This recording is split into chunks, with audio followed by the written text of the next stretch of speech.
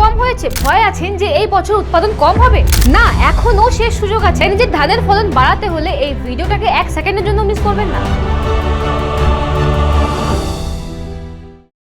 নমস্কার বাংলা, ধান খেতি সিরিজে আপনাদের অনেক অনেক স্বাগত। ধানের বিষয়ে আরো এরকম অনেক ভিডিও পেতে আমাদের চ্যানেলকে সাবস্ক্রাইব করে রাখবেন। প্রথমে একটা কথা বলি, আপনারা যদি এই কথাটা ভাবছেন যে এই বছর বৃষ্টি কম হয়েছে তার কারণে পাশকাঠির সংখ্যা কমে গেছে, বা হয়তো যদি আপনারা এটা ভাবছেন যে সার আপনারা প্রয়োগ করেছেন সেই সারগুলো ভুল, তাহলে আপনারা ভুল ভাবছেন। কারণ আসল সমস্যা এই সব নয়, আসল সমস্যা হচ্ছে অন্য কিছু। আর এই কারণেই আজকে আমরা এই ভিডিওটা নিয়ে এসেছি, যেখানে আমি আপনাদেরকে জানাবো ধানে পাশকাঠি না বার হওয়ার 5টা বড় কারণ। তার সাথে সাথে আমি আপনাদেরকে জানাবো প্রতিটি কারণকে, প্রতিটি সমস্যাকে কিভাবে নিজের ফসলে চিনবেন, আর তার সাথে প্রতিটি সমস্যার কি কি সমাধান হতে পারে সবকিছু নিয়ে এই ভিডিওতে আমরা কথা বলবো। তাই ভিডিওটা শেষ অবধি অবশ্যই দেখবেন। তাহলে চলুন সময় নষ্ট না করে সরাসরি কথা বলি প্রথম কারণ, যেটা হচ্ছে আপনার গাছের মধ্যে সাদা শিকড় না থাকা, বা হয়তো গাছে সাদা শিকড় এতটাই কম সংখ্যায় আছে যেটা আপনার গাছকে কোনো সাহায্যই করতে পারছেন। মনে রাখবেন, মাটির ওপরে যদি আপনাদের বেশি পাশকাঠি আনতে হয় তাহলে আপনাদেরকে মাটির নিচে গাছের শিকড়কে ভালো রাখতে হবে, কারণ শিকড়ই পুরো গাছকে চালায়। ওই শিকড়ই গাছকে খাবার বানাবার জন্য পুষ্টি উপাদান টেনে এনে দেয়, যাতে গাছ খাবার বানিয়ে নিজের সব রকমের প্রয়োজনকে পূরণ করতে পারে। তাই আপনার গাছে পাশকাঠি না বার হওয়ার প্রথম কারণ এটা হতে পারে যে আপনার গাছের মধ্যে সাদা শিকড় নেই। আপনার গাছে যে শিকড়গুলো ছিল সেগুলো কালো বা বাদামি রঙের হয়ে গেছে, যার কারণে আপনার গাছের বৃদ্ধি থেমে গেছে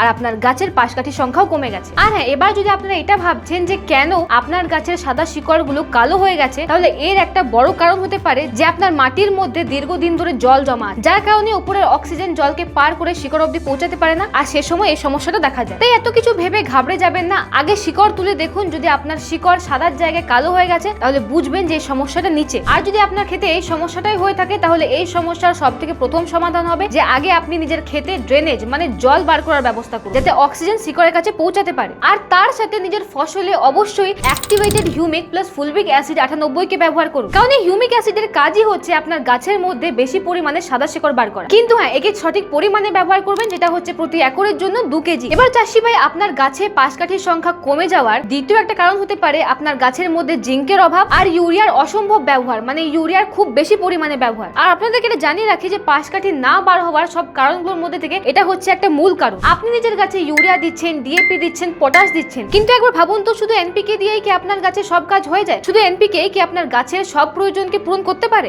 উত্তর হলো না। গাছে এরকম আরো কিছু উপাদান আছে যেগুলো গাছের খুব কম পরিমাণে প্রয়োজন হয়, কিন্তু যদি একবার তাদের অভাব হয়ে যায় তাহলে আপনি যত ইউরিয়া, পটাশ আর ডিএপি দিন না কেন, গাছে তার ঘাট থেকে কিছুতেই পূরণ করতে পারবেন। আর গাছের মধ্যে সে অভাব থেকে জন্ম নেবে একটা নতুন সমস্যা। যেমন কি গাছে এই সমস্যাটা দেখা যাচ্ছে যে গাছে জিঙ্কের অভাবের কারণে আপনার গাছে পাশকাঠির সংখ্যা কমে। আপনার গাছের যতটা পরিমাণে ইউরিয়া, পটাশ বা ডিএপি প্রয়োজন হয় ততটা মাত্রায় কিন্তু এই জিঙ্কের প্রয়োজন হয় না। কিন্তু যদি একবার এর অভাব হয় তাহলে এটা আপনার গাছের মধ্যে একটা দুটো নয়, অনেক ধরনের সমস্যা আনে। এরকম প্রথমেই আপনার গাছের বৃদ্ধি থেমে যাবে, আপনার গাছ ছোট থেকে যাবে, তারপর আপনার গাছের মধ্যে পাশকাঠির সংখ্যা কমে যাবে, আর শেষে আপনার গাছে এটা ক্ষয় রোগও নিয়ে আসবে। আর এই রোগের কারণে আপনারা দেখবেন যে আপনার গাছের পাতা হলুদ বা বাদামি রঙের হয়ে গেছে। তাই মনে রাখবেন, আপনার গাছে এই ইউরিয়া, ডিএপি, পটাশের প্রয়োজন তো অবশ্যই আছে, কিন্তু তার সাথে সাথে জিঙ্কের মতো আরো কিছু নিউট্রিয়েন্ট আছে যার প্রয়োজন গাছের থাকে, আর যার কারণে গাছের মধ্যে পাশকাঠির সংখ্যা কমে যায়। তো যদি আপনার ফসলে এই জিঙ্কের অভাবের লক্ষণ দেখা যাচ্ছে তাহলে আপনারা অবশ্যই ব্যবহার করুন চিলেটেড জিঙ্ক ইডিটি 12%কে, কিন্তু হ্যাঁ, একে সঠিক মাত্রায় ব্যবহার করবেন, যেটা হচ্ছে 100 গ্রাম জিঙ্ক ইডিটি কে প্রায় 150 থেকে 200 লিটার জলে ভালো করে মিশিয়ে স্প্রে করবেন। আর যদি মাটিতে জিঙ্ক ব্যবহার করতে চান তাহলে ব্যবহার করুন জিঙ্ক সালফেট 33%কে প্রতি একরের জন্য 5 কেজি। আর হ্যাঁ, আগেই বললাম যে ইউরিয়া বেশি পরিমাণে ব্যবহার করার কারণেও এই সমস্যাটা হয়। তাই আপনাদের মধ্যে যারা যারা এটা ভাবেন যে ইউরিয়া দিলেই শুধু ভালো উৎপাদন পাওয়া যায়, তাদের ভাবনাটা ভুল। তাই মনে রাখবেন, ধানে ইউরিয়া ব্যবহার করারও একটা নিশ্চিত সময় আছে। তাই প্রথমবার ইউরিয়া ব্যবহার করবেন নিজের প্রথম সারে, মানে 15 থেকে 25 দিনের সময়টার মধ্যে প্রথমবার ইউরিয়া ব্যবহার করবেন। তারপর দ্বিতীয়বার ইউরিয়া ব্যবহার করবেন আপনার দ্বিতীয় সারে, মানে 35 থেকে 40 দিনের মধ্যে। আর তারপর তৃতীয়বার ইউরিয়া ব্যবহার করবেন আপনারা তৃতীয় সারে, মানে 55 থেকে 65 দিনের মধ্যে।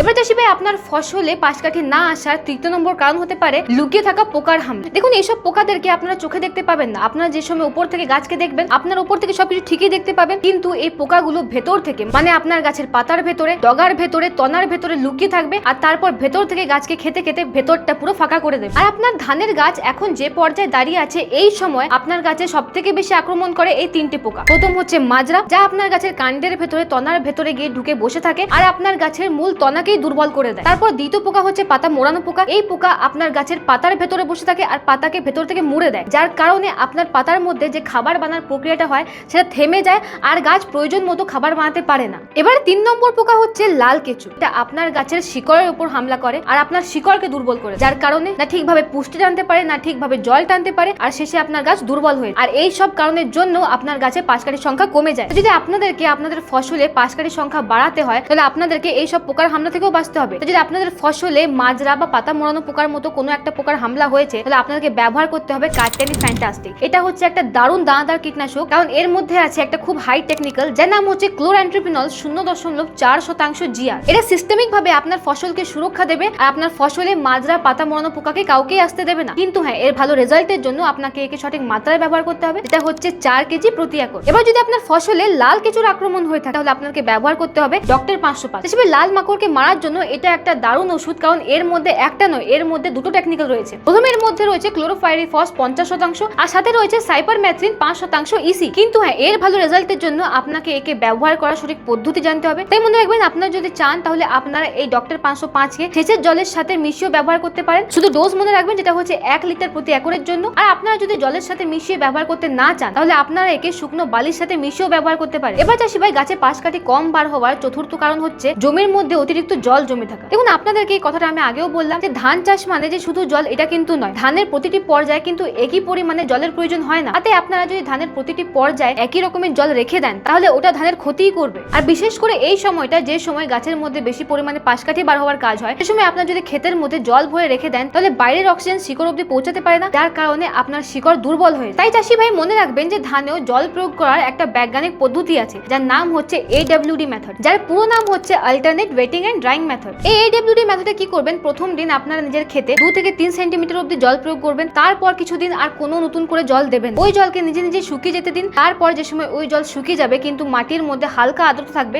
ঠিক সেই সময় আপনারা আবার 2 থেকে 3 দিন অপেক্ষা করবেন। তারপর আবার নিজে খেতে 2 থেকে 3 সেন্টিমিটার অবধি জল দেবেন। কিন্তু হ্যাঁ, এটা করার সময় মনে রাখবেন যেন আপনার মাটি পুরোভাবে শুকিয়ে না যায়। আপনারা যে জল প্রয়োগ করেছেন সে জলটা প্রয়োগ করার পর সে জলকে শুকিয়ে যেতে দিন। তারপর যে সময় ওই জল পুরো শুকিয়ে যাবে কিন্তু মাটির মধ্যে হালকা আর্দ্রতা থাকবে, তারপর 1 থেকে 2 দিন অপেক্ষা করার পর দ্বিতীয়বার জল প্রয়োগ করুন। আচ্ছা শিবাই, এই পদ্ধতিকে মেনেই আপনাকে এই সময় নিজের জল ব্যবস্থাপনাকে রাখতে হবে। আর হ্যাঁ, যদি এই পদ্ধতিটা আপনি এখনো অবধি না বুঝে থাকেন তাহলে এই বিষয়ে, এই পদ্ধতি নিয়ে আমাদের চ্যানেলে আগে থেকে একটা ভিডিও রাখা আছে, আপনারা চাইলে ওই ভিডিওকে দেখতে পারেন। এবার চাষিভাই আসি শেষ আর পঞ্চম কারণে, এটা হচ্ছে আগাছা। চাষিরা বেশিরভাগ সময় এই আগাছাকে না দেখা করেন, কিন্তু চাষিভাই এই আগাছাই আপনার গাছ থেকে গাছের জল, পুষ্টি আর আলো টেনে নেয়। আর বিশেষ করে এই 25 থেকে 45 দিনের সময়টার মধ্যে এই আগাছা আপনার গাছকে আরো বেশি চাপে ফেলে দেয়। তাই আগাছাকে একদমই না দেখা করবেন না, কারণ এই আগাছার একটা কারণ হতে পারে আপনার গাছে কম পাশকাঠি বার হওয়ার। তাই আগাছা ছোট থাকতে একে কোনো ভিটার দিয়ে সরিয়ে ফেলুন। আর যদি আগাছার মাত্রা আপনার ক্ষেতে অনেক বেশি হয়ে গেছে, যাকে আপনারা হাত দিয়ে বা কোনো ভিটার দিয়ে তুলে ফেলতে পারছেন না, তাহলে ব্যবহার করুন কার্টেনি গারুডা, যার মধ্যে টেকনিক্যাল রয়েছে 22 প্যারিব্যাগ সোডিয়াম 10% এস।